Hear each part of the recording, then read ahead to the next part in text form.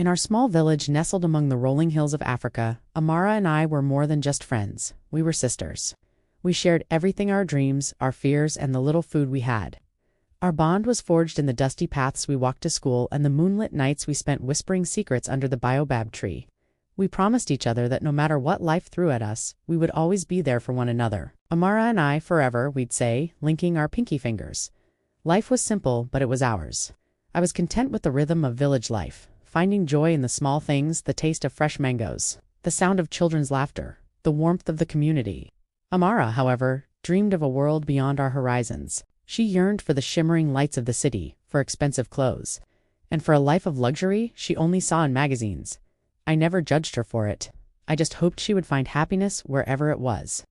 One day, a stroke of unbelievable luck hit our village. A lottery, one that everyone had entered with hopeful hearts but little expectation, announced its winner, and that winner was Amara. The prize was a fortune, an amount of money so vast it was almost incomprehensible to us. Our village erupted in celebration for her. Amara was going to live the life she always dreamed of. In the beginning, she was ecstatic. She promised me that this money would change both our lives. "We'll travel the world together, chica," she exclaimed, her eyes sparkling with excitement. "You'll never have to worry about a thing again." I was happy for her, genuinely happy. But a small part of me felt a flicker of unease. Change was coming, and I wasn't sure if our friendship could withstand it. Soon, Amara packed her bags and left for the city. At first, her calls were frequent. She described the towering buildings, the fancy restaurants, and the endless stream of new, influential people she was meeting. I listened, trying to share in her joy, but I could feel a distance growing between us, wider than the miles that separated our homes. Her calls became less frequent. A week would turn into a month into several. When I did manage to reach her, her voice was different, strained, impatient. She was always busy, rushing off to a party or a business meeting. The dreams we once shared seemed like a distant memory to her. When I gently reminded her of our plans to travel, she'd laugh it off. "Oh, chica, you wouldn't fit in with my new friends.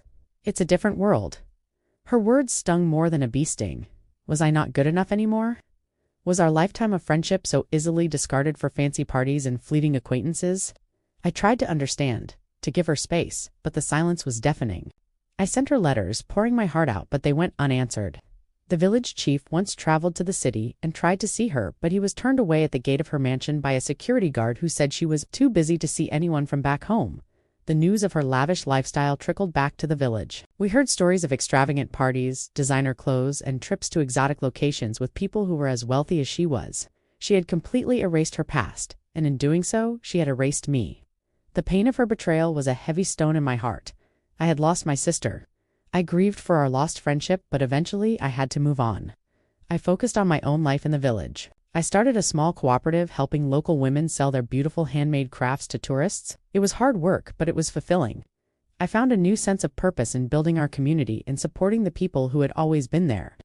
I found love with a kind man from a neighboring village, and we built a home filled with warmth and laughter.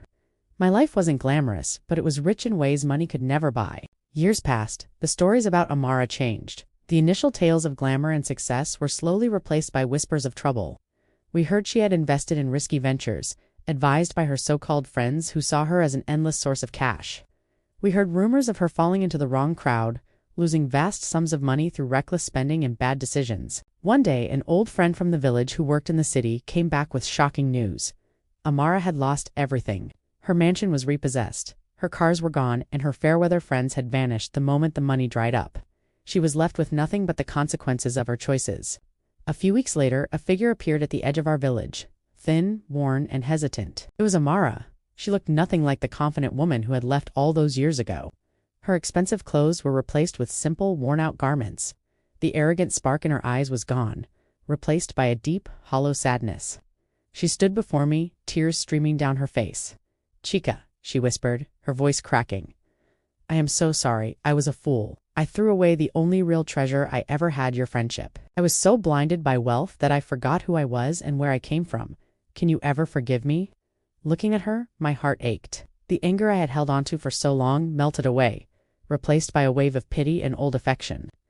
I saw not the woman who had betrayed me, but the girl I had grown up with, the sister of my heart who had lost her way. I pulled her into an embrace. "Welcome home, Amara," I said softly. Her journey to redemption was not easy. Some villagers were wary, their memories of her arrogance still fresh. But Amara worked hard to earn back their trust. She took on the most humble tasks without complaint. She helped me with the cooperative, using the business skills she had learned, however painfully, to help our community thrive. She was patient, she was humble, and slowly she began to heal. Our friendship was not the same as it was in our childhood. It couldn't be. Too much had happened.